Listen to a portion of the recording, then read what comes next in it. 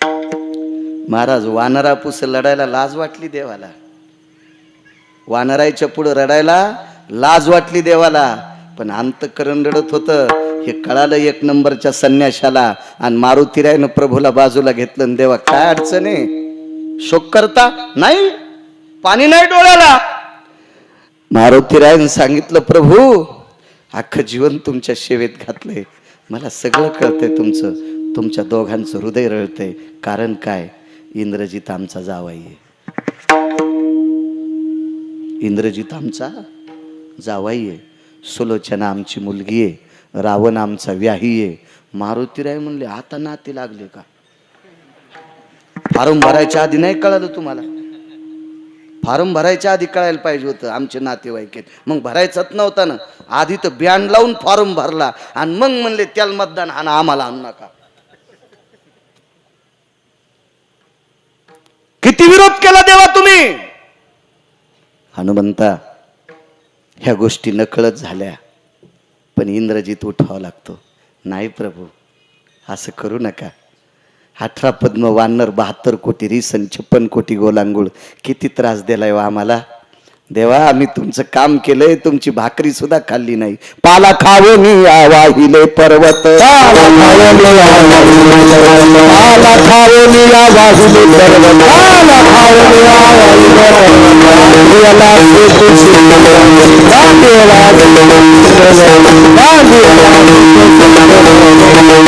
पाला खावो वाहिले पर्वत, बांधियला से तू सिंधुवरी. पाला खाल्लाय आम्ही देवा तुमच्या झाडाचा. एक तिळा इतक्या भाकरीची अपेक्षा केली नाही, पैसा लांब सोडून द्या. इतक्या जिवटपणानं आम्ही काम केले, आम्हाला किती राक्षसांनी त्रास दिलाय. आता तुमची नाती लागतात. आणि एवढा मूर्ख रावण तुमचा व्याही आहे की ज्याला इनी मधलं अंतर कळत नाही. विण कळाली ना, विण. एवढा मोठा मूर्ख रावण जर तुमचा व्याही असेल, तर या मूर्ख रावणानं एका पवित्र स्त्रीला मांसाचे तुकडे ज्यांच्या दातात अडकलेत, अशा घाणेरड्या राक्षसनीच्या सानिध्यात अशोक वाटिकेत आणून ठेवलंय. इतका मूर्ख तुमचा व्याही, आणि तरी तुम्ही त्याच्याशी नातं लावता. भगवंतानं सांगितलं, हनुमंता जाऊ दे, जे लोक करतील ते फिरतील, पण रावण आमचा व्याही आहे, जाऊ दे. पण इंद्रजिताला उठवायचे. हुशार होते. खेळिया माझी हनुम्या शान, अत्यंत ज्ञानी होते मारुतीराय. उड्डाण केलं. महर्षी वाल्मिकांच्या रामायणातला एक श्लोक लिहून आणला आणि विश्वाच्या मालकासमोर टाकला. वाचा श्लोक. श्लोक वाचल्याबरोबर डोळे भरून आले आणि लक्ष्मणाला सांगितलं, बाळा, लखन, नाही उठिता येत. का उठिता येत नाही? वर्तोनी दावीन नामा, वर्तोनी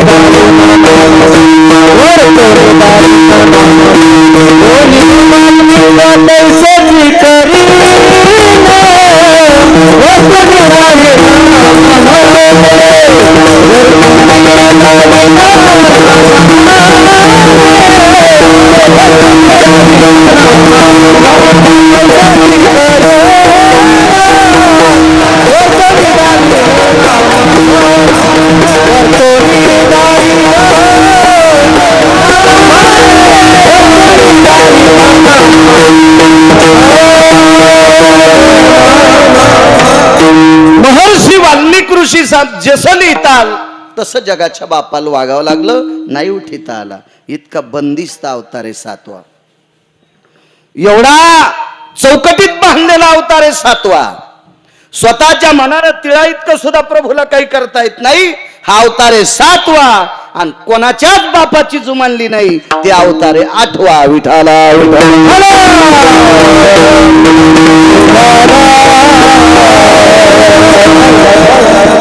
मागची सगळी कर्ज फेडण्यासाठी 8वा अवतार आहे. माझ्या वाचनात आतापर्यंत 28 कर्जदार होते. वाचल्यावर पुन्हा संख्या वाढणार आहे. त्याच्यातली 1 नंबरची कर्जदार होती अहिरावण नावाच्या राक्षसाची पत्नी चंद्रसेना. या चंद्रसेनेनं प्रभूला आमंत्रित केलं, प्रभू स्वागत आहे तुमचं, पण तिचा अंगठ्यान पलंगच मोडा. दोघांची फजिती झाली. मारुतीरायाची शेपटी रामेश्वरला तुटली. शेपटी नाही रामेश्वरला, मारुतीरायाला. महाराज नवऱ्यावर अतूट प्रेम करणाऱ्या बाईनं शेपटी ओढून घेतली. इतकी तुमच्यात ताकद आहे. पण जी नवऱ्याच्या तीनदा पाया पडती तिच्यात ताकद आहे. जी नवऱ्याच्या पडत नाही महाराजाच्या पडती तिच्यात नाही. जी नवऱ्याला टायमाला जेवायला देत नाही महादेवाला पाणी घालती तिच्यात नाही. जी नवऱ्याला टायमाला जेवायला देत नाही पांडुरंगाला मंजुळा वाहती तिच्यात नाही. जी नवऱ्याच्या तीनदा पाया पडतीन देवाच्या पायाच पडत नाही तिची देवा.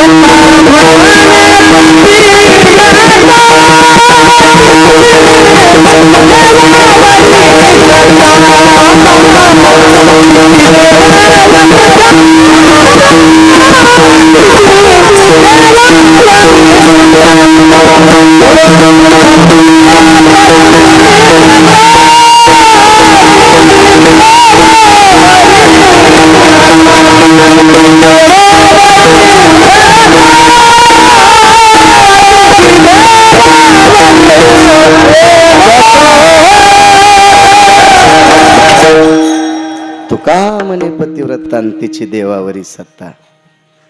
माझ्या माईनो, पंढरपुरातल्या मालकानं 7व्या अवतारात मर्यादा पुरुषोत्तम रामचंद्राने अंगठ्यानं तिचा पलंग मोरडा, तोंडातून शब्द पडला, ज्या अंगठ्याने पलंग मोरडा त्याच अंगठ्याला बाण लागन. भिल्ले विंधिले शारंगधर. नवऱ्याचं दर्शन घेणाऱ्या बाईनं जिथं बाण लागन तिथंच लागला. आणि द्वापारयुग संपलं, कलीला आरंभ झाला. आणि हे लोकातली यात्रा पंढरीतल्या मालकाची 8व्या अवतारातली संपत्ती. इतकी नवऱ्याचं दर्शन घेणाऱ्या बाईत ताकद. मारुतीरायासारख्याच्या शेपटीला हात लावायची जगात एखाद्या बाईची ताकद असेल का? हा, पहिली गोष्ट यायला तर मधातच प्रवेश नाही. गावजेले हनुमान बार. पण आता एखादी मंची असेल तर ती मारुतीच्या तोंडाला पेडाला येते. अशा लय मंच आहेत ना. येडगळ महाराजांनी सांगितलेल्या त्या सात्विक महाराजांचं थोडंच ऐकत. आता मारुतीच्या तोंडाला पेडा लावला. कसा खाईनीच्या हातानं. कवाईनं सासूचं लुगडं धुतलं नाही, सासऱ्याचं धोतर धुतलं नाही, त्याची संपत्ती हिसकून घेतली आणि नाक बुडूस तर तुपात चपात्या खाली आणि मारुतीच्या तोंडाला पेडा लावायली. गोळ्या संपल्यात का तुझ्या हाताने मारुती पेडा खाला? विठाला विठाला.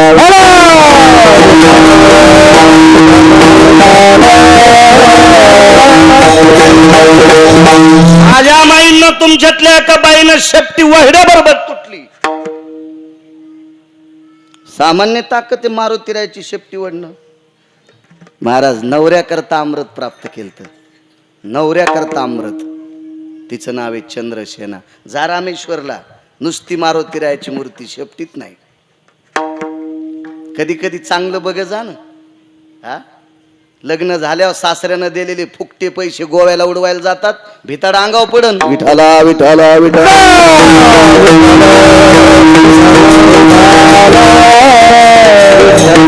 कधी कधी सासऱ्यानं दिलेले ते फुकटे पैसे उडवायला पंढरपूरला जा. जा रामेश्वरला, जा काशीला, जा द्वारकेला, जा गयेला, जा प्रयागला. अशा चांगल्या ठिकाणी जात जाते जरा पचत असते. विठाला विठाला.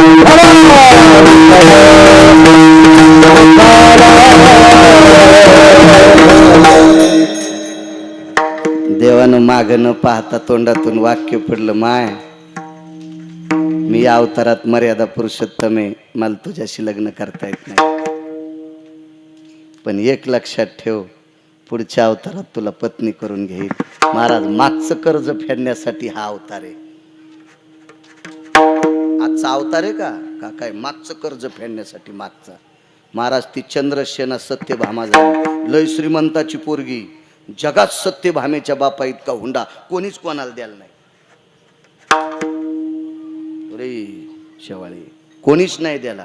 किती हुंडा द्याला असं सांगू? किती किती 21 क्विंटल 78 किलो 44 तोळे म्हणजे 22.5 क्विंटल सोनं रोज देणारा मनी बापान द्याला. 22.5 क्विंटल सोनं देणारा मनी. राजा सत्रजिताकडे सूर्याचा उपासक होता आणि त्यानं तो मनी, त्याला काय मुलगा नव्हता म्हणून पोरीलाच द्यायचा होता. भाऊ होता प्रसेन, त्यालाही पोरग नव्हतं. त्याला मारलं वाघानं, याला मारलं कृतवर्म्यानं. याला राक्षसानं मारलं आणि त्याला वाघानं मारलं. दोन्ही मेले. आणि मग सत्यभामा विश्वाच्या मालकाला हीच मागची चंद्रसेना, हे मागचे कर्ज फेडण्यासाठी हा 8वा अवतार आहे. विठाला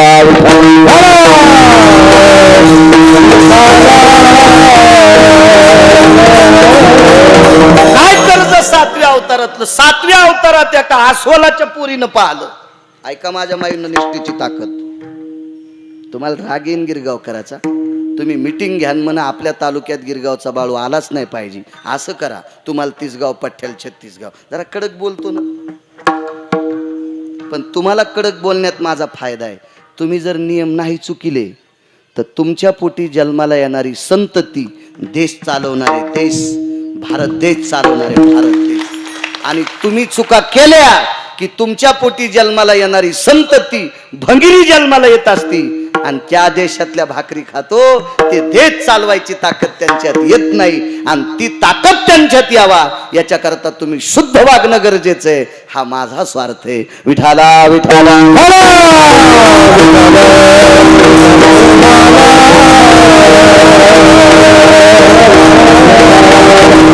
अस्वलनीने विश्वाच्या बापाला पाहिलं. अस्वलनीने विश्वाच्या बापाला पाहिलं आणि पाहिल्याच्या नंतर तो पुढे पुढे चालत गेला. दिशेना असा होई तोपर्यंत त्याला बघत होती आणि त्याला बघत बघत बघत बघत डोळे झाकले. वेगात सांगतो, एवढा पुरावा सांगतो आणि मग यशोदेकडे का. कारण 8वा अवतार कर्जबाजारी आहे, फेडावंच लागतंय. आपल्याला सुद्धा सांगितलं देहूतल्या मालकानं, हो तुका म्हणे होता ठेवान तो या भावा सापडाला. मागचा पुण्याचा असेल तरी सापडतो, आबा पापाचा असला तरी सापडतो. बापानं कर्ज करून ठुलन, बाप मेला 7-12 तर जमीन इकताना कर्ज फेडावं लागतं का नाही विठ्ठलराव? फेडावंच लागतंय. आणि बापानं बँकेत पैसे टाकले सानप आणि बाप मेला, पैसे कोणाला असतात पुन्हा? पोराला. आणि बापानं कर्ज काढून 7-12 मेला, अरे योगेश कोणाला फेडायचंय? पोराला. हा बॅलेन्स नाम पुण्य, कर्ज नाम पाप. विठाला विठाला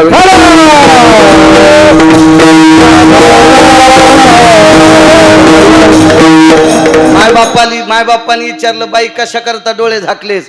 काही म्हणे सूर्याच्या प्रकाशाला लाजविला असा सुंदर व्यक्ती पाहला, चंद्राच्या प्रभेला लाजविली इतका सुंदर व्यक्ती पाहला. त्याच्याकडे पाहिल्याबरोबर पाहिलिया वेध लावी बैशे जीवी जडोनी, रूप सावळे सकुमार कानी कुंडल मकराकार, अगणित लावण्य तेज पुंडाळती, रत्नकिळ फाकती प्रभा कानडाव विठ्ठलू, कर्नाटकू तेने मज लावी याला वेधू. काय ते रूप सुंदर आहे, काय रूप पाहता लोचनी सुख झाले हो साजनी. किती सुंदर रूप आहे, किती सुंदर रूप आहे. राजस सुकुमार मदनाचा पुत्र, राजस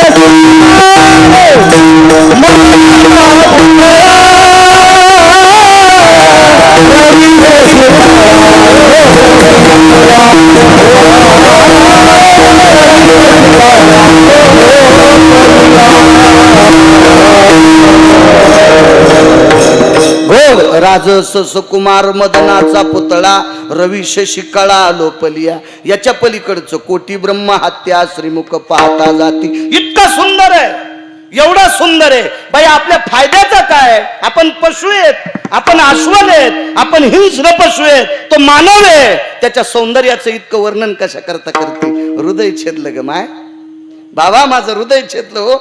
बघा असं वाटतंय. तो रस्त्यानं जात असताना झाडाच्या फांद्या लहरी देत होत्या. बाबा तो रस्त्यानं चलत होता, सूर्याचे किरण लोटांगण घालत होते. बाबा तो रस्त्यानं चलत असताना काय ते आकाश झालर देत होत.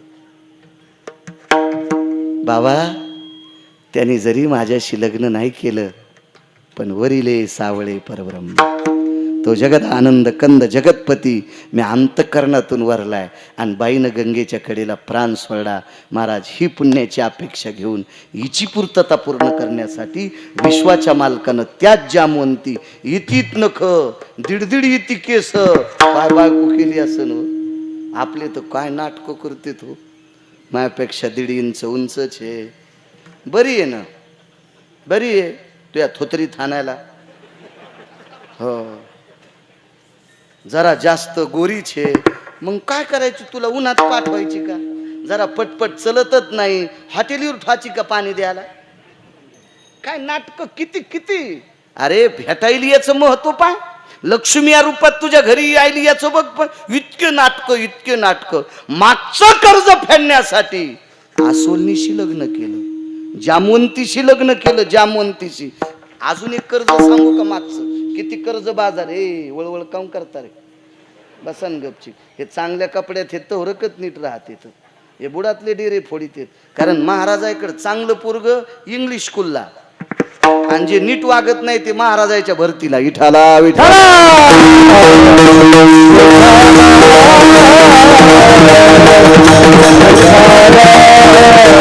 त्या महाराजाचा पिना पाडीत. कमाले वा संस्था चालणारायची. खरंच चांगलं हुशार कोण घालायला. योग असा आला. काय सांगत होतो, जामवंतीचं प्राप्ती करण्यासाठी कर्ज. महाराज जामवंताचं पण कर्ज होतं. किती कर्ज बाजारी. 28 सांगायचेत का तुम्हाला सगळे? पण सगळे सांगितल्यावर पहिले इसरते. त्याच्यामुळे बस झाले 2-4. जास्त गोळ्या एकखट्या घेतल्या की रिॲक्शन येत असते असे डॉक्टर म्हणतील. मी काय डॉक्टर नाही. विठाला विठाला 7व्या अवतारात जामवंत महाराज. काय उपकार आहेत जामवंताचे? जामवंताचे 14 उपकार. त्याच्यातले एक उपकार आहेत. आता श्रावण महिना चालू आहे. या मासाचे अधिपती भगवान शिवशंकर आहेत. जन्म जरी विष्णूचा झाला असेल आज कृष्ण परमात्म्याचा, पण या मासाचे मालक शंकर आहेत, अधिपती शिवजी येत. तर 14 कामापैकी शिवजींची प्राणप्रतिष्ठा जामवंतामुळे झाली. जामवंत जर प्रभू रामचंद्राला भेटले नसते तर रामेश्वराची स्थापना होत नव्हती. कारण प्रभू रामचंद्राकडे स्थापना करण्यासाठी पुरोहितच नव्हता, म्हणजे ब्राह्मणच नव्हता. आणि जंगलात ब्राह्मण कसा सापडत? जंगलात जे सापडत होते ते चित्र धरणारे, लावरं धरणारे, डुकरं मारणारे अशी लोक होते. यायला पुन्हा प्राणप्रतिष्ठेचे मंत्र येत असतात का? नाही. आणि मग जामवंतापाशी आपली अपेक्षा केली, मला स्थापना शिवजीची करायची, पण ब्राह्मण पाहिजे. जामवंतानं सांगितलं, आमच्या मित्राचा नातू ब्राह्मण आहे, त्याचे आजोबा माझे मित्र आहेत, आणि ते नातू ब्राह्मण आहे, मी घेऊन येतो. प्रभू रामचंद्र म्हणले, कोण आहे? म्हणले, रावण आहे. प्रभू रामचंद्र म्हणले, येणार नाही बाबा. का? आणि तुम्हाला माहित नाही का आमचं आणि त्याचं किती भांडण आहे? त्यानंच तुम्ही बायको चोरून नेली,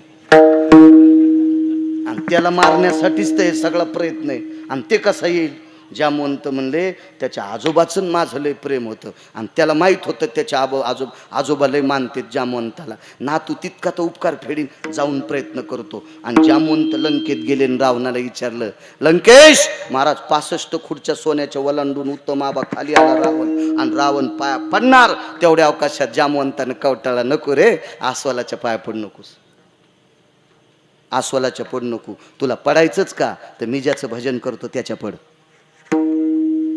कोणाच्या? रामाच्या. मी ज्याचं भजन करतोय त्याच्या पड. पण तो रगील दोडका होता, खिसून भाजी होत नव्हती, ठेसून होत नव्हती, आणि चिरून होत नव्हती. ज्यानं खाल्लं त्याचे दात राहत नव्हते. इतका रगील दोडका, बियाच्या पण कामी. इतका रगील रावण होता, इतका रगील रावण. आणि ते ऐकतो का? म्हणले, त्यांच्या पाया नाही पडत. म्हणले, काका तुमचं काय काम आहे? मग एकच काम आहे म्हणे, भगवान शिवजीची स्थापना करायची, ब्राह्मण पाहिजे. ते म्हणला, तुम्हाला शिवजीची स्थापना करायची? कुठं करायची? समुद्राच्या तीरावर. आणि समुद्राच्या तीरावर जर शिवजीची स्थापना तुम्हाला करायची तर कोणाची माय व्याली मी सोडून मंत्र म्हणायची. पहा किती रगील ब्राह्मण होतो. कोणाची माय व्याली म्हणले, माझ्या व्यतिरिक्त मंत्रोच्चार करायची. पण म्हणले, ऐका ना, मी प्राणप्रतिष्ठा करण्याचा निरोप घेऊन आलो, पण यजमान दुसराचे.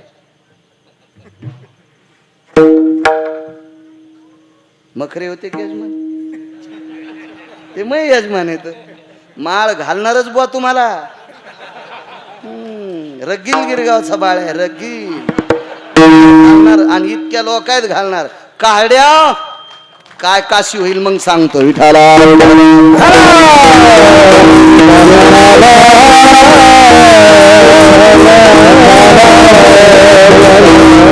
अजय तुला बी सोडित नाही बापू.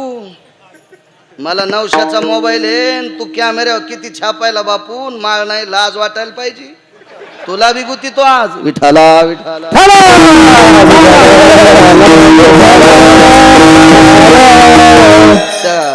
जगताप काका संत मेळेवाल्याला माळ आहे का ते पाकिस्तानीच येत आहे का माळ? हा हो हो हो. नाही तर पुन्हा कॅमेऱ्यात फोडून टाकीन दुसऱ्या बार लावला तर. मी एक तर भोळा यायला लावू देतो, बाकी कोणी महाराज लावू देण्यात. मीच येडा आहे, माझ्या गोळ्या संपलेल्या आहेत. विठाला विठाला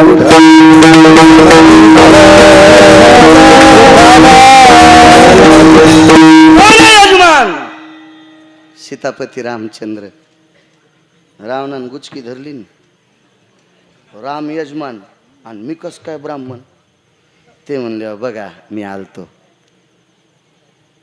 पण हृदयाला मिठी मारली आबा. आणि रावण म्हणला माझ्या आजोबाचे मित्र आहेत, तुमचं जर काम केलं तर वैकुंठातून माझ्या आजोबा मला आशीर्वाद देतील. असू द्या राम, पण मी करतो पोरं इथे. पण जामवंत काय म्हणले?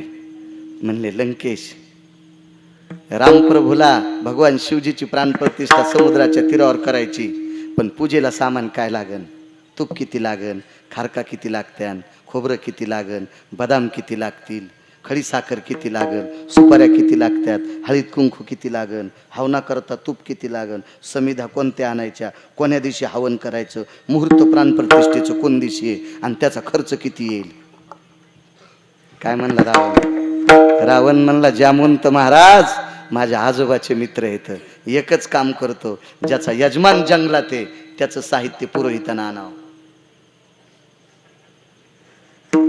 काही काहीचे वायर ढिले कळालंच नाही. Loose wire, loose loose connection, light चालू बंद होतो. ज्याचा यजमान जंगलात आहे, ज्याचा यजमान संकटात आहे, ज्याच्या यजमानासाठी ज्याला यजमानाला शेअर पाहायला भेटत नाही, ज्याच्या यजमानाला गावात जायला भेटत नाही, उरत नसते, अशा यजमानाचं सामान पुरोहितांना आणावं. खारका वाट्या सगळं रावणानच नेलं.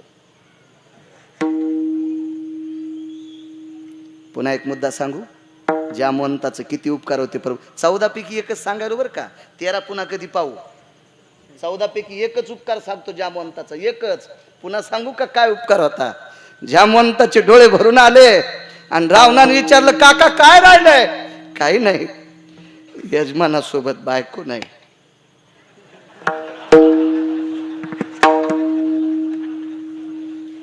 यजमानासोबत आणि बायको कोणाच्या ताब्यात होती आबा? ह्या नालायकाच्या. म्हणजे तुमच्या नाही एवढं टेकलं का शेकलं हे म्हणायचे, मलाच नालायक म्हणला हाय का नाही? आगावच धंदा ना.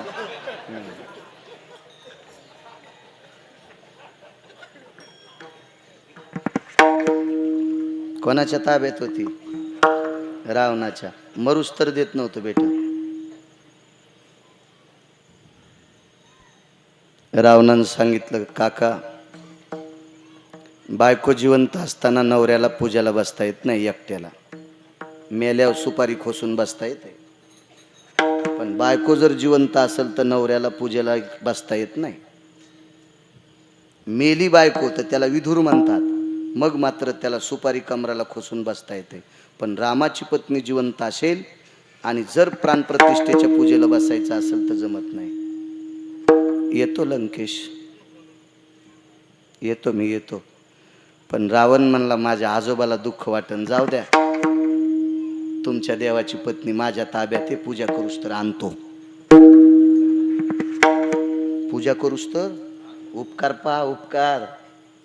महाराज देवावर उपकार करण्याची पात्रता संताची, देवावर देवावर. ठीक आहे म्हणले, जा अमक्या अमक्या दिवशी समुद्राच्या तीरावर पूजा करायची. हा, नाव ठेवा रामेश्वर. त्या ज्योतिर्लिंगाचं नाव काय ठेवलं? रामेश्वर. रामेश्वर. मागचं कर्ज सांगतोय, कर्ज कर्ज कर्ज कर्ज जामवंताचं एकच उपकार. आणि मग रामेश्वराची स्थापना करायची, पूजा मांडायची ठरली. ही पूजा मांडायची ठरत असताना योग असा आला, शीतेल विमान पाठिलं. महाराज 3 पाट नेले, स्वतःला लंकेशाला, एक रामचंद्रांना, एक माझ्या सीताई साहेबाला. रामप्रभूच्या मनात शंका आली, एका पाटावर रावण बसलेला आहे, पुरोहित आहे, एका पाटावर मी बसलो, पण ह्या पाटावर कोणाला बसवतेत बाबा. तर 10 मिनिटाच्या नंतर सीताई साहेब बसल्या, वळून पाहिलं, सीते तू? हो. कोण आणलं? रावणाच्या 6 पत्न्या आलत्या घेऊन.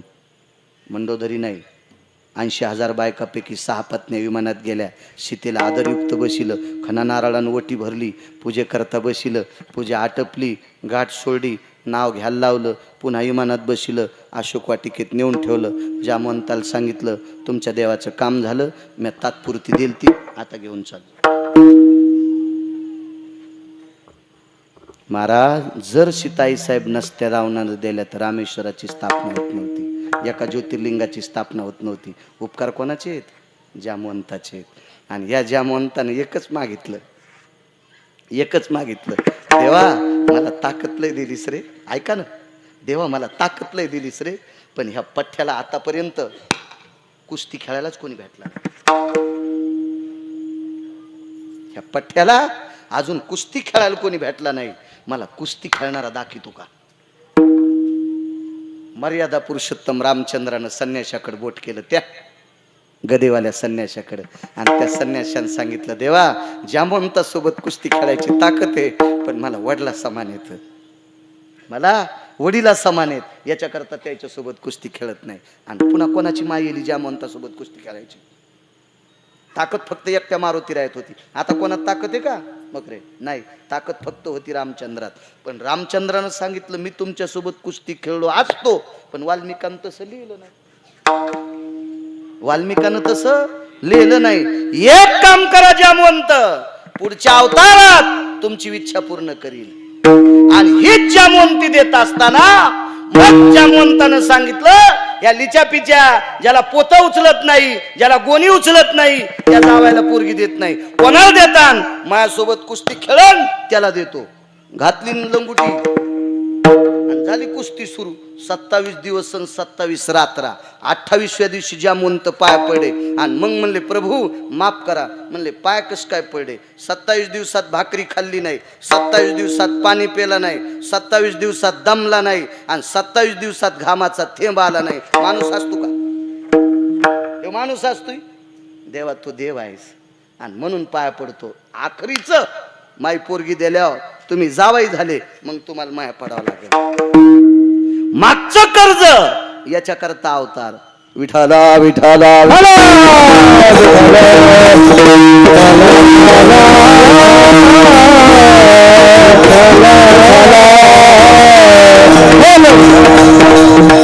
आता राहिलेल्या वेळात एकच बघायचं, हे कर्ज मोजके सांगितले ना 2-4, पुन्हा कधी का आला योगचं पाहू ना आपण. पण आता हे कर्ज फेडण्यासाठी हा 8वा अवतार. मग यशोदेकडच का?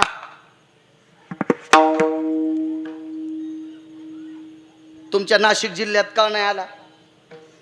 आमच्या परभणी जिल्ह्यात का नाही? संभाजीनगर जिल्ह्यात का नाही? अहिल्यानगर मध्ये का नाही? पुण्यात का नाही? मुंबईत का नाही? नांदेड मध्ये का नाही? महाराष्ट्र सोडून त्या राज्यातच का? गोकुळातच का? यशोदेकडेच का? काय कारण असावा? बरं, यशोदेकडे जगाचा बापू वैकुंठातला आलाय, येऊ द्या ना, येऊ द्या ना, येऊ द्या. लेकरं मोठे झाल्यावर शिकायच्या निमित्तानं कोणाकडे जाते? मावशीकडे राहते. शहरात जर मावशी असेल आणि हे जर खेड्यात झालं असेल तर शिक्षणाची सोय मावशीकडे ठुलं, मामाची तर ठुलं, चुलत मावशीकडे ठुलं, आत्याची तर ठुलं. कशाला? शिकायला. हे झाल्यात तिथं गेलं ना. ज्या दिवशी जन्माला आलं त्या दिवशी लेकरू दुसऱ्याकडे जातं का? जातं ना महाराज. माय मेली तर झाल्या जर हॉस्पिटल मध्ये माय मेली तर कोण सांभाळायचं त्या पोराला? त्या पोराला कोण सांभाळायचं? एक तर बापाच्या माईनं सांभाळायचं, नाही तर एक तर माईच्या माईनं सांभाळायचं. हेच आधार आहे ना. आणि दोन्ही जर आजा नसत्याल तर मावशीनं सांभाळायचं, मावशीच नसेल तर कोण्या तरी नातेवाईकानं सांभाळायचं, आणि नातेवाईकच नसतील तर सरकारनं सांभाळायचं. इतकं तर माहिती ना तुम्हाला. याच्या पुढचं पुन्हा सांगू, बस झालं इतकंच. पण हा जगाचा बाप वैकुंठाचा हरी जन्माला आल्याबरोबर बाप जिवंत आहे. बाप जिवंत आहे.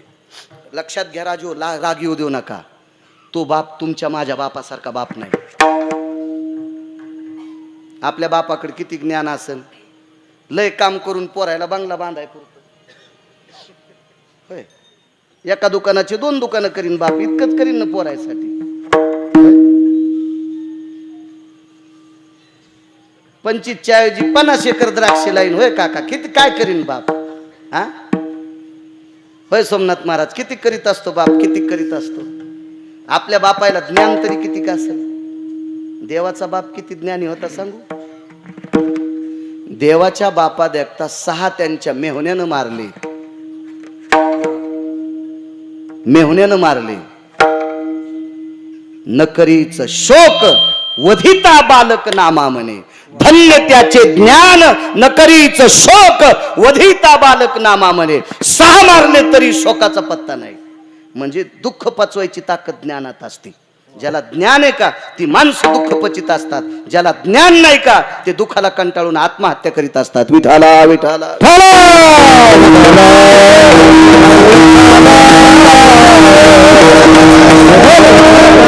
एवढे वसुदेवासारखा पिता ज्ञानी आहे, बाप ज्ञानी असून जिवंत आहे, जवळ आहे. सोडायची काय गरज होती हो. माय कोण आहे, माय कोण आहे. माय देवकी. आपल्या माईसारखी माय असेल का सांगा बरं. इथं सगळ्या आपलं जर आजारी पडलो, मी आजारी पडलो, माझे बाबा 90ला गेले, मला आई आहे. मी जर आजारी पडलो तर माझी आई गाडीत बसून मला हॉस्पिटलला कुणी नेईन, पण सोबत येईन. आल्यावर डॉक्टरला विनंती करीन, डॉक्टर माझ्या बाळाला वाचवा ना, माझ्या बाळाला वाचवा ना, वाचवा ना, वाचवा ना. महाराज, काळाच्या तडाख्यातून लपवायची ताकद आपल्या आईत असती का. काळाच्या तडाख्यातून लपवायची ताकद आपल्या आईत असती का. नाही. महाराज, अशी आई होती, काळाच्या तडाख्यातून लपवायची क्षमता तिच्यात होती, पण तरी त्या माईला सोडलं. मग माई इतकी विद्वान आहे, पिता इतका विद्वान आहे, मग एवढा असताना यशोदा का पाहली. वैकुंठीचा हरिण ताना यशोदेच्या कशा करता.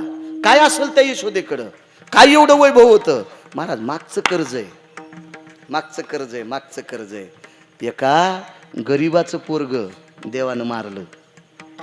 गरीबाचं पोरग देवानं मारलं. मर्यादा पुरुषोत्तम रामचंद्रांनी, पंढरीपुरातल्या मालकाने 7व्या अवतारात एका गरीबाचं पोरग मारलं. मालकानं चूक केली. मी म्हणत नाही, पुराण म्हणते. माही काय ताकद आहे देवाची चूक काढायची. पाहावी पुराणी, विचारोनी. पुराण सांगतंय, एका किराताचं लाहोर चित्र ससे धरणाराच्या कुळातलं पोरग भजन करायला बसलं, आणि भजन करता करता बाण मारला, मारून टाकलं. ऐकलं कोणाचं. वशिष्ठाचं. वशिष्ठाचा न्याय चुकला. महाराज, सगळीच महाराज चुकत नाहीत असं तुम्हाला कोण म्हणतंय. अभंग पाठ असले म्हणजे चुका होत नाहीत. ज्ञानेश्वरी पाठ असली म्हणजे चुका होत नाहीत. ब्रह्मचारी राहिला म्हणजे चुका होत नाहीत. संन्यासी राहिला म्हणजे चुका होत नाहीत.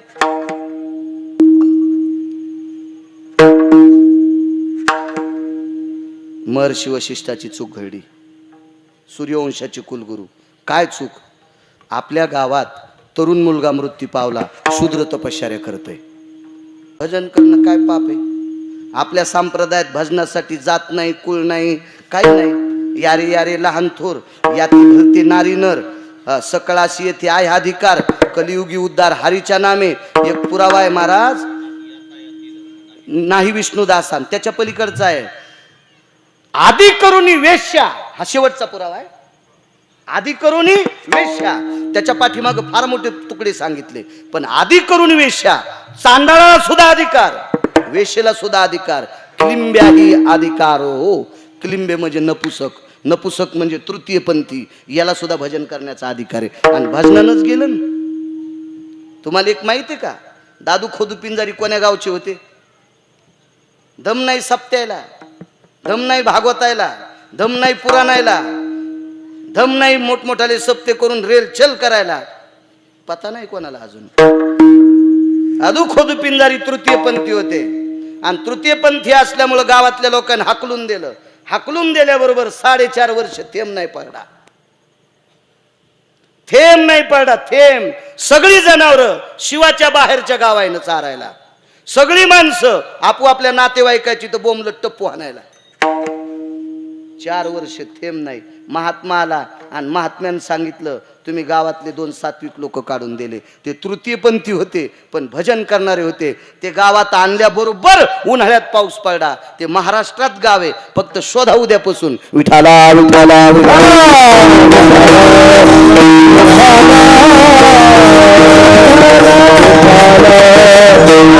भजन करणाऱ्या तृतीय पंथाला काढून दिलं.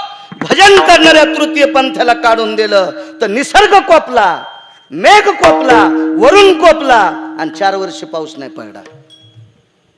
म्हणजे त्यालाही भजन करण्याचा अधिकार. या महिन्याचं मालक कोण आहे? भगवान शिवजी. शिवजीचं भजन केलं एका वेशेनं. तिचं नाव आहे महानंदा. आपल्या संप्रदायात कोंबड्याला पवित्र मानलं का? श्री गुरु धर्म भास्कर वैकुंठवासी वक्ते बाबा म्हणायचे कोंबड्याच्या विष्ठेवर जर पाय पडला तर आमका रिकामी जागा पाप. हे त्यानंच सांगायचं. गिरगावच्या बाळून नाही सांगायचं. विठाला विठाला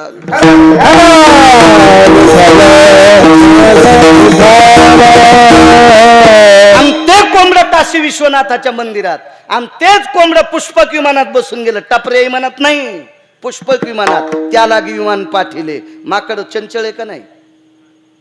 माकड चंचळ का नाही? जुन्या बायकांना विचारा, टिकल्यावाल्यांना विचारित नाही. दिवस माळ होता लनुशा लेकराला माकड तोंड्या म्हणलं की वयस्कर बायका म्हणायच्या ए तसं म्हणू नकोस. माकड तोंड्या म्हणू देत नव्हते छोट्या लेकराला सूर्यास्ताच्या वेळेला. अशी एक त्याच्या पाठीमागं धारणा होती. चंचल वृत्ती माकडाची. आणि हे माकड नेलं त्याला सुद्धा विमानात बसिलं. बाईचं तत्व काय होतं महाराज? ज्या दिवशी सूर्य मावळला आणि सूर्य मावळल्याच्या नंतर जर गिऱ्हाईक आलं तर स्नान करून त्याला नमस्कार करायची. बापन भाऊ समजून वापस करायची. एका गिऱ्हाईकानं उत्तम आबा हत्तीवर सोनं आणलं होतं. वैकुंठवासी ज्ञानसूर्य प्रतिज्ञानोबराय रंगनाथ गुरुजी परभणीकर म्हणायचे. हो, पुराणाचे गाढे अभ्यासक वैकुंठवासी माधव महाराज मगर सांगायचे. वैकुंठवासी पांडुरंगाचे उपासक नवरात्रात सुद्धा साहेबराव महाराज सोनोटीकर घट मांडायचे. पण घट मांडल्यावर देवीची प्रतिमा मांडित नव्हते. त्या घटावर पांडुरंगाची मूर्ती मांडायचे. आपुला तो एक देव करून घ्यावा. पांडुरंगाशिवाय कोणालाच मानलं नाही. आणि त्यानं सांगावा. काय ताकद महाराज या लोकांची, काय अधिकार या लोकांचा, काय निष्ठा या लोकांची. म्हणून जगाचा मालक त्यांच्या ताब्यात होता. काय सांगू लागलो? सोनं आणलं. हत्तीवर बिजवारा आला. हत्ती दारात उभा आहे. माकडा नांग खाजिलं.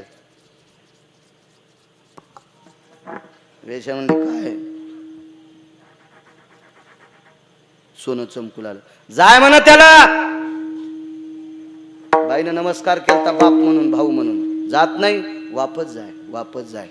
सूर्य मावळल्याच्या नंतर हत्तीवर जरी बिजवारा आला तर सूर्य मावळल्याच्या नंतर स्नान करून शिवजीचं भजन करायचं आणि या भजनात माकडं कोंबडं नाचायचं. महाराज विश्वाच्या पाठीवर वेशा वैकुंठाला गेली. म्हणजे हा संप्रदाय प्रत्येकाला इथं भजन करण्याचा अधिकार आहे. फक्त पांडुरंगाला ज्ञानोबाराय तुकोबारायला आवडेल असं भजन केलं की ते देवाला आवडते. आणि एका वशिष्ठांचं ऐकून मर्यादा पुरुषोत्तम रामचंद्रानं चूक केली आणि एका किराताचं पोरग मारलं. त्या बाईनं ते पोरग आणलं. वैकुंठीचा हरिण ताना यशोदेच्या घरी ते पोरग मारलं. दारात प्रभू रामचंद्राच्या प्रेत ठेवलं. प्रभू रामचंद्राने मारले. तिला कसं काय कळालं? त्याच्या अंगात बाण होता. आणि बाण होता राम नाम मुद्रांकित. राम मुद्रांकित बाण होता. म्हणजे हा बाण रामचंद्रांनी मारलाय. आणि सुमंताने विचारलं बाई प्रेत आणलंस मशानात का नेत नाही? नेते. पण ज्यानं मारलंय त्याला विचारायचं कोण मारलंय? रामचंद्राने. कशाहून? हे बाण कोणाचं आहे? सुमंत म्हणले बाई रामचंद्राचं आहे. आमच्यात मालकान मारलं पण माफ करणं. ऐकान म्हणले माफ करायला काय हरकत नाही पण पोरग माफ करायला काय हरकत नाही पण मुलगा मा आहे. मी त्याची मा आहे. आणि पोराच्या हातानं माईचं काम सोयीचं व्हावा. पोराच्या हातानं माईचं काम सोयीचं व्हावा. आज पोरग मृत्यू पावले आणि 80 वर्षाच्या माईला पोराची माती करावी लागती. सुमंता तुम्हाला बरं वाटते का? ऐकता का सुमंत? ऐकता का? ह्या पोराच्या जाग्यावर तुमचं पोरग होय. ह्या पोराच्या जागेवर तुमचं पोरग होय आणि माझ्या जागेवर जर तुम्ही माय असायलात तर तुम्ही सहन करताल का? डोळे भरून आले. सांगा तुमच्या मालकाला. बाई न्याय मागण्यासाठी आली. पंढरपुरातले मालक दोन्ही छातीवर हात टेकले आणि सांगितलं, बाई माफ कर. तिनं सांगितलं, जगाचा बाप आहेस, विश्वाचा बाप आहे, तुला शासन करायची आमच्यात काय ताकद आहे, तुला शिक्षा करायची आमच्यात काय ताकद आहे, आणि आम्हाला जिवंत ठेवायचं का न ठेवायचंय तुझ्या हातात आहे, आणि आम्ही तुला काय शासन करणार आहे. पण देवा, मग भजन करणारं पोरग होतं रे, मग परमार्थ करणारं पोरग होतं रे. माझ्या पोरानं कधी तंबाखू खाल्ली नाही, कधी गुटखा खाल्ला नाही, कधी बिडी वळली नाही, कोणाला चुना मागितला नाही, कधी नस वळली नाही, काही व्यसन केलं नाही देवा. साधं सुपारीचं खाण खाल्लं नाही रे देवा. शिकाऱ्याच्या कुळातले, लाहोर चित्र सशे धरणाऱ्याच्या कुळातले, मांसाहार कधी खाल्ला नाही, कधी पक्षाची हत्या केली नाही, कधी कोण्या पशुची केली नाही, एखाद्या प्राणी मात्राला मारलं नाही, सर्व प्राणी मात्रावर दया करणारं पोरग होतं देवा. तुझं भजन करू लागलं, मारलंस. येते देवा. बाई काय पाहिजे, एकच काम कर, मला एकट्याला अंत्यविधी करता यायचा नाही, खांदा द्यायला देव. चुकल्या चांगल्या चांगल्याला पाया पडावं लागतंय. चुकलं होतं ना, चूक केली तीन मारलं ना, खांदा द्याला. सुमंतान खांदा द्याला. अग्नी कोणी द्यालाय? कोण होतं बाईला अग्नी द्यायला? जगाच्या बापान भडाग्नी द्याला. पोरग पेटीलं वापस फिरताना डोळ्यातलं पाणी शरयूच्या पात्रात पडत होतं. डोळ्यातलं पाणी पडत असताना शरयू न्याय देत होती, माय तुला विश्वाच्या मालकान दुःख दिलंय. देवदी माय, तो जगाचा बाप आहे. देवदी माय, त्याच्या अंगठ्यातून गंगा निर्माण झाली. अनंत पाप्यांचं पाप धुणारी गंगा त्याच्या अंगठ्यातून जन्माला ती इतका पवित्र आहे, त्याला मी कशाला शिक्षा देऊ. आणि निघत गेली रडत, पण रडता रडता हृदयातून एक आवाज निघला. त्या आवाजाचं नाव आहे टळटळाट. त्या आवाजाचं नाव आहे टळटळाट. महाराज शापाला उशाप आहे, गरीबाचा टळटळाट घ्यायचा नाही. गरीबाचा टळटळाट फेडण्यासाठी जगात तीर्थ नाही. गरीबाचा टळटळाट फेडण्यासाठी कोणतंच भागवत तुम्हाला उद्धार करणार नाही. गरीबाचा टळटळाट फेडण्यासाठी लाखो कीर्तन आहे का, तुम्हाला त्याच्यात पश्चात्याला पर्याय नाही. आणि तिचा टळटळाट आदळला आणि देवाच्या अंगावर पडला. देवा, माझं पोरग मारल्यावर मला जसं दुःख झालं रे, तसं दुःख तुझ्या मायबापाला होईल, तितकं दुःख तुझ्या मायबापाला होईल. चला, किराताचं पोरग भजन करते, किती आनंद वाटला असेल. मोठं झालं भजन करीत होतं, मोठं. आता देवकी मातेला पोरग झाल्या झाल्या 8 वर्षाचं झालं, किती आनंद वाटला असेल. आणि झाल्या झाल्याच बोलू लागलं, नंदाच्या घराला मज नेयू गोकुळाला. किती गुणवान असेल, किती गुणवान. आई बाबा हे राखण करणार आहेत का? मनशी रक्ष पाळ ते म्या मोहिले सकळ. मी त्याला मोहून टाकलंय, मोहून टाकलंय. तुम्ही मला नुसता उचला. उचलीला कमळापती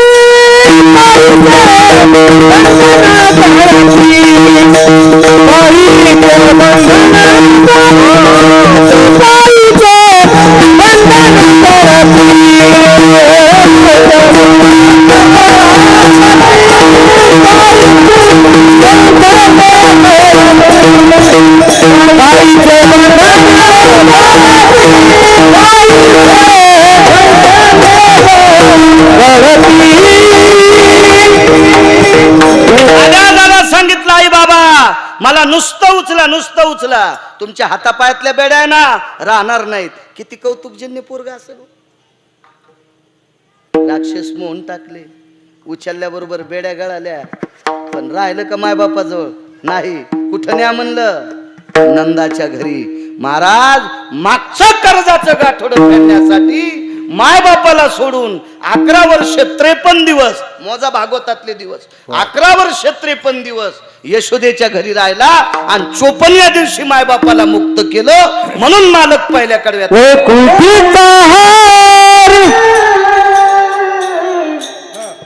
म्हणा म्हणा म्हणा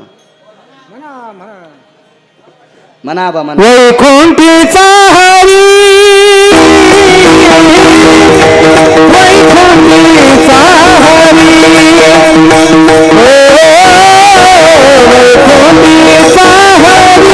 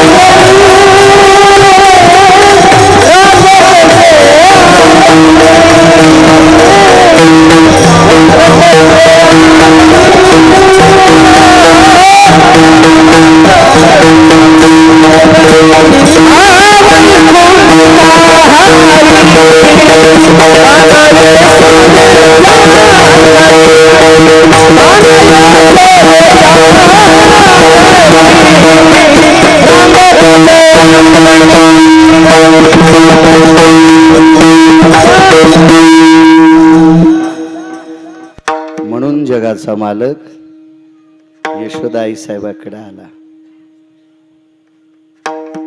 एक कारण सांगतो. बरोबर 12ला आपण नारळ फोडून देवावर पुष्पाची वृष्टी करू. म्हणून तर आज 10 ते 12 कीर्तन आहे. मालकाचा जन्म आहे आजचा.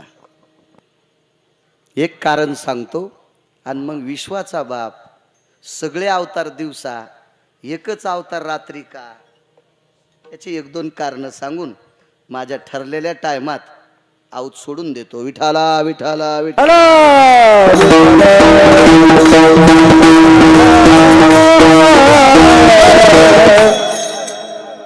महाराज स्वतःचं मागचं एक कर्माचं गाठोडं होतं. म्हणून मायबापाला जगाच्या मालकानं सोडलं आणि यशोदेकडे वैकुंठातला हरी गेला असं जनाबाई नमूद करतात काका. पण शंका एका गोष्टीची आहे, यशोदेकडंच का? असं काय होतं यशोदेकडं की जगाच्या बापानं स्वतःच्या मायबापाला सोडून तिच्याकडे जावं, स्वतःच्या आईचं दूध न पेता यशोदेचं प्यावं, यशोदेला झालेली मुलगी इकडं परत करावी आणि आपण तिच्याकडे जाऊन वक्षस्थळाला बिलकुल तिचं दूध प्यावं, असं काय असावा? त्याचं एकमेव कारण होतं, यशोदा अशा गावातली स्त्री होती किंवा अशा वाड्यातली स्त्री होती की तिच्याकडे गाई 9 लाख होत्या. तिच्याकडे गाई 9 लाख होत्या. गाईचा एक पौराणिक सिद्धांत बघा. गाईचा एक पौराणिक सिद्धांत वैकुंठवासी चक्रांकित महाराज सांगायचे, एखाद्या व्यक्तीची आई जर बालपणी मृत्यू पावली तर आईच्या सेवेचा ओसंगा संपला. आईच्या सेवेचा ओसंगा संपला. एखाद्याचा पिता जर लवकर वारला तर बापाच्या सेवेची कर्मशील वृत्ती संपली. मग आपण ह्या सेवेचं पुण्य कुठं प्रगट करायचं? तर या पवित्र हाताने आपल्या उत्पन्नातला खर्च, एखादी कडब्याची पेंढी ज्वारीच्या, मकेची पेंढी हिरवीगार एखाद्या गाईला जर समर्पित केली तर वाडवडिलांच्या सेवेचं पुण्य तिच्या चाऱ्यातून प्राप्त होते. एका गाईच्या यशोदेकडे किती गाई होत्या? 9 लाख. हे गिरगावचा बाळू सांगायचं म्हणून ऐकतात का? आई तुझा मी एकुलता एक, गाई राखे तो 9 लाख, गाई राखो 9 मला येऊ घाल, यशोदे घराकडे चाल, मला येऊ घाल. म्हणजे 9 लाख गाई होत्या एकट्या यशोदेकडे. असे 9 नंद होते. 9 नंद. पण नंदराजाकडे 9 लाख गाई आणि या नंदराजाच्या पत्नी यशोदा. म्हणजे आई वडिलाच्या सेवेचा परतावा सुद्धा गायीच्या सेवेत प्राप्त होत असतो. दुसरं एक कारण आहे का? आपल्या संस्कृतीमध्ये बापाचं पिंड, आजोबाचं पिंड पाडल्याच्या नंतर त्या पिंडाला तर्पणविधी नाही सांगायला, पिंड सांगते. पिंड आणि तर्पण वेगळं. पिंड पाडल्याच्या नंतर जर कावळ्याचं तोंड लागलं तर एकच समजायचं, आपले पितर मृत्यूलोकातून मुक्त झाले. पण मृत्यूलोकातून मुक्त झालेला पितर कावळ्याने तोंड लावल्यावर फक्त मृत्यूलोकातून मुक्त होतो, मृत्यूलोकातून. पण आर्यमा नावाच्या पितराकडे जाण्यासाठी तर्पणविधी करावा लागतो. आणि तर्पणविधी आपल्याला करता येतो का? तितकी लायकी आहे का? तितका अधिकार आहे का? तेवढा आहे का? नाही. पण तोच नैवेद्य एक गंगेत समर्पित करायचा, सदाव्रत नावाचा विधी सोमनाथ बुवा. आणि एक नैवेद्य पाटावर पिंडा करता ठेवतात. तोच नैवेद्य गावरान तूप लावून जर गाईला समर्पित केला तर तर्पणविधीचं पुण्य प्राप्त होतंय. तर्पणविधीचं. आणि मग तो बाप, तो आजोबा, तो पंजोबा आर्यमा नावाच्या पितरात विलीन होत असतात. आर्यमा नावाच्या पितरात विलीन करण्यासाठी गिरगावकराला लाखो जरी वेदाचे मंत्र आले तर गिरगावकरात ती पावर नाही. ती पावर आहे गाईच्या मुखात. आणि तो नैवेद्य गाईला समर्पित केला की त्या कुळातला व्यक्ती आर्यमा नावाच्या पितरात विलीन होत असतो. किती गाई? नाही, किती गाई मुक्त करतात? एक न्यारकर, एक गाय काका, एक आपलं तर्पणविधीचं काम पूर्ण करते. आणि यशोदेकडे किती होत्या? वा. बजाल्या 2 गोष्टी पुन्हा ऐकायचं. बजाल्या 2 गोष्टी. पुढे सरकू. मग अजून बजाव दे. एक सांगतो पुन्हा. आपण जागा घेतो, घर बांधतो आणि घर बांधल्याच्या नंतर जसा खेळ तशी वास्तू शांती. तुमच्याकडे घरभरणी म्हणतात का? घरभरणी. आमच्याकडे वास्तुशांती म्हणतात. तुमच्याकडे बी म्हणतात का? एकच आहे मग काय ताण. आम्ही काय तुर्कस्तानमधले थोडीच आहेत. एकच आपले सगळंच. काय नाही, जसं बोलण्यात फरक असतो काय नसतं. चला वास्तुशांती, घरभरणी. घरभरणी केवढा बंगला असतो? 5000 स्क्वेअर फूट. लय इकून तिकून जर झरा असेल म्हणजे याचा तर 10,000 स्क्वेअर फूट. आणि लय 3च्या मोटरचा झरा असेल आवा तर 1-2 एकरात वाडा. बांधकाम थोडं तेवढं असतं काका? नाही. याची वास्तू करायला किती लोक? पूजा करायला, वास्तू करायला किती ब्राह्मण? मी सांगू का किती? याच्यावर अवलंबून. याच्यावर 6.5 कोटीचं घर बांधलं. तू आता ना रे, आपण पुण्याकडे गेलो, ज्याच्याकडे 11 साखर कारखाने येतं त्याच्या वास्तूला गेलो. त्या महात्म्याच्या, महात्मा म्हणू की श्रीमंत म्हणू? महात्मा म्हणल्यावर तुम्ही मला पुन्हा बोलताल पैशावाल्याला महात्मा म्हणायला. हे असं आगाऊच काम आहे ना, उलटे दगड आमच्या. त्याच्यामुळे नाही आपली वकिलन जे संगच शिद्रट ठुत नाही तुम्हाला काड्या घालायला. हो, 11 कारखान्याची युनिट त्याच्या ताब्यात. 4.5 कोटीचं घर. वास्तूला कोणते ब्राह्मण? भगवान श्री रामप्रभूची अयोध्येला प्राण प्रतिष्ठा केली तेच ब्राह्मण ती वास्तुपूजा करायला. तुम्हाला आणता येतात का? येते ना, येते ना. कोण म्हणते नाही येत? पैसे किती लागतील? कशा वास्तू असती? याच्यावर. चला,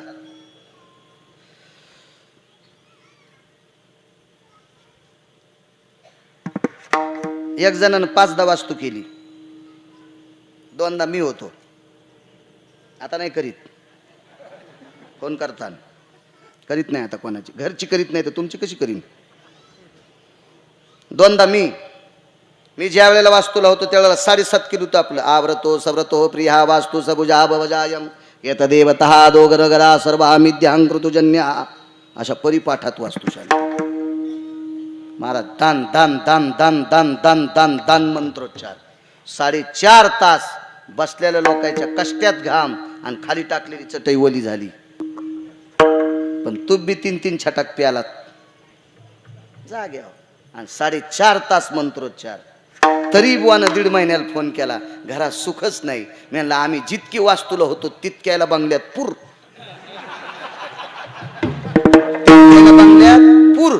मला स्वयंपाक घरात पूर. आणि वरी खिचडीन भजे तळून खाय. ते म्हणले महाराज रागवायले कस काय? तुम्हाला दक्षिणा दिली नाही का? तेही दक्षिणा जाऊ दे रे म्हणलं, पण तो मग ऐकलं नाही ना. काय महाराज, मी आता राहतो मुंबईला आणि मुंबईला गाय कुठून आणू? त्याला मी सांगितलं होतं 7-7.5 किलो तूप जाळायला ना, तू 51 किलो जाळलं तरी तुला फायदा नाही. तुला वास्तुपूजा करायच्या दिवशी, त्या दिवशीपासून दुसऱ्या दिवशी सकाळपर्यंत तुझ्या बायकोला ॲलर्जी आहे गायच्या शेणाची, तर चित्रात पण तुझ्या बायकोला गाय पाहू देऊ नको. ती फुल पाकिस्तानी आहे ना. तुझ्या बायकोला चित्रात सुद्धा गाय पाहू दाखवू नको, इतकी फुल पाकिस्तानी आहे. फक्त आज दुपारी 10:30 वाजल्यापासून 2:18 वास्तूचं मुहूर्त होतं. 10:30 वाजल्यापासून तर दुसऱ्या दिवशी सकाळी 7 वाजेपर्यंत त्या बंगल्यात गाय बांध, त्या बंगल्यात गाय बांध. 6.5 कोटीचा बंगला. बरं का बा, 6.5 कोटीचा. ते म्हणला गाय भेटत नाही. म्हणलं गिरगावकर पुरला तरी चूक नाही.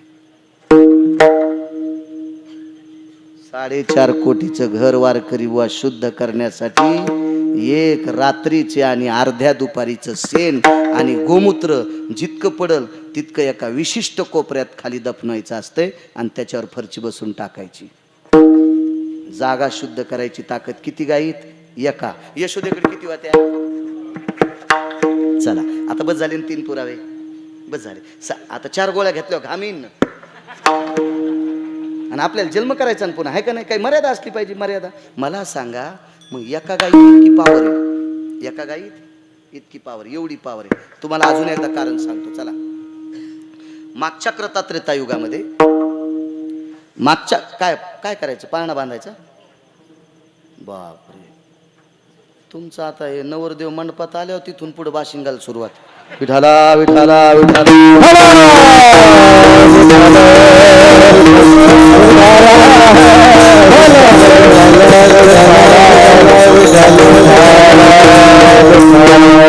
जाऊ द्या, तुम्ही तुमचं दोघच करा, फक्त बोलू नका.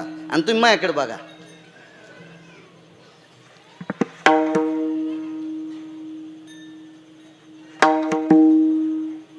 मर्यादा पुरुषोत्तम रामचंद्र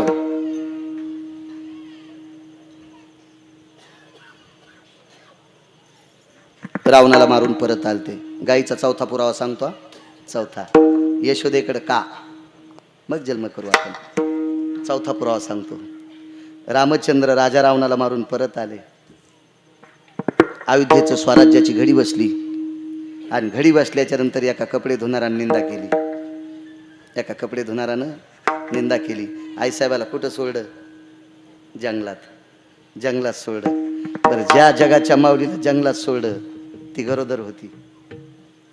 सीताई साहेब गरोदर होत्या. गरोदर होत्या. आणि गरोदर स्त्रीला जंगलात सोडलं. पण महाराज ती पुण्यवान राजाची पोरगी होती. राजा जनकाची कन्या असल्यामुळं तिच्या बापाचं पुण्य होतं. स्वतः लक्ष्मी होती सोडून द्या, स्वयं लक्ष्मी होती सोडून द्या विठ्ठलराव, पण राजा जनकाची कन्या होती. तिच्या बापाला वैदेही जनक म्हणायचे.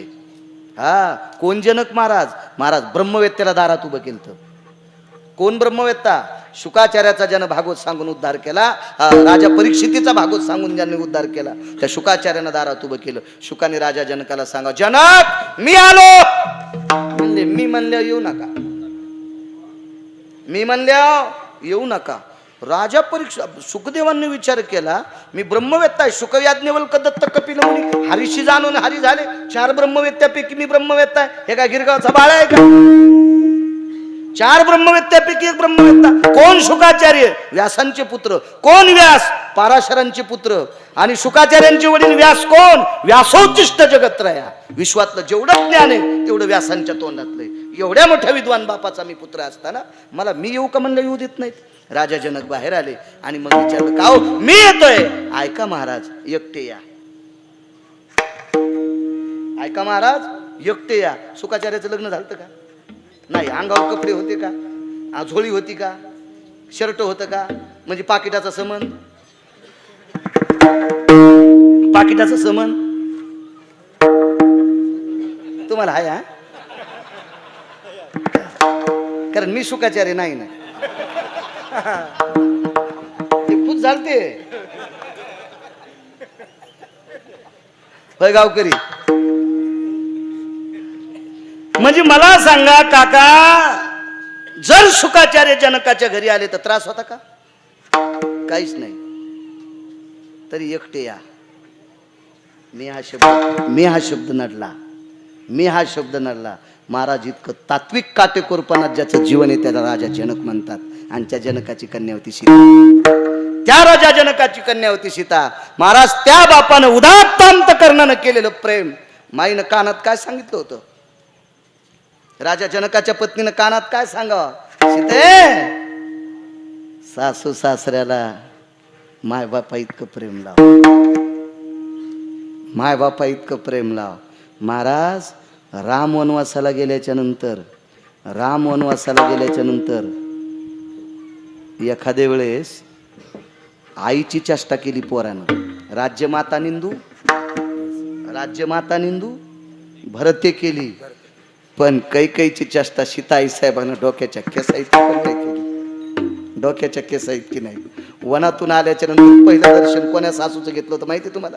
रामायण नका बघू, रामायणात नाही पुरावा सापडायचा तो. दुसऱ्या पुराणात बघा. ज्या वेळेला राम वनवासाहून सीताई साहेबाला घेऊन आले त्यावेळेला सर्वात पहिलं दर्शन अयोध्येत प्रवेश केल्याच्या नंतर कैकेयीच्या पायावर डोकं ठेवलं होतं. महाराज माईची आज्ञा इतकी पाळली होती. आणि मातृपितृवच्छलाचा अंतकरणात ठेवणारी माऊली, तिला साधू भेटला. त्या साधूचं नाव आहे रामायण. कोणी लिहिलं? वाल्मिकासारखा महात्मा भेटला. गंगेच्या तीरावर असताना आकाशाच्या परपटलानं सांगितलं, बाई आज सासऱ्याचं श्राद्ध आहे.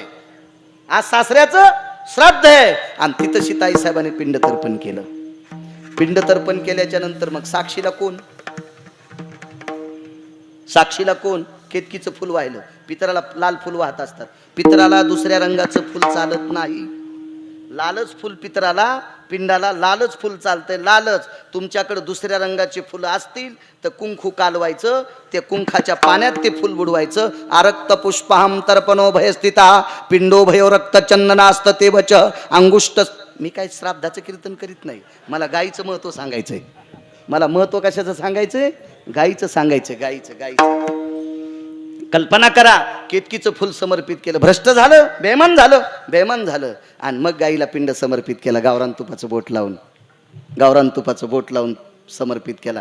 ज्या गंगेत पिंड टाकला होता का, ती गंगा सुद्धा विरोधात गेली. म्हणून आज सुद्धा त्या गंगेचं पाणी उघडं राहिलं की तिच्यात किडे पडत आहेत. ऐक नाही महाराज, बरोबर आहे ना? आजही त्या गंगेचं पाणी उघडं राहिलं की अनंत पाप्याचं पाप धुणारी गंगा आहे. पण आपल्याला आंघोळ करायची असेल तर वाळू सारायची, मग आंघोळ करायची. आणि पाणी आंघोळीचं झालं की पुन्हा झाकून टाकायचं. उघडं राहिलं, रात्र गेली आणि दुसऱ्या दिवशीचा प्रकाश पडला की त्याच्यात किडे पडतात. खोटं बोलली, खोटं. चला, गाईच्या बाबतीत धेनूचं काय अवस्था आहे. आणि गाईला विचारलं, माय काय, गंगेच्या पात्रात उभी होती आणि गंगेचं पाणी पित असताना त्याच गंगेनं तोंडाला आखड. गाय न बोलल्यामुळं सीताई साहेबांना पुढे शाप दिला, मागून पवित्र होशील, पाठीमागून पवित्र होशील. ऐका पुढे, याचा छोटासा सिद्धांत ऐका.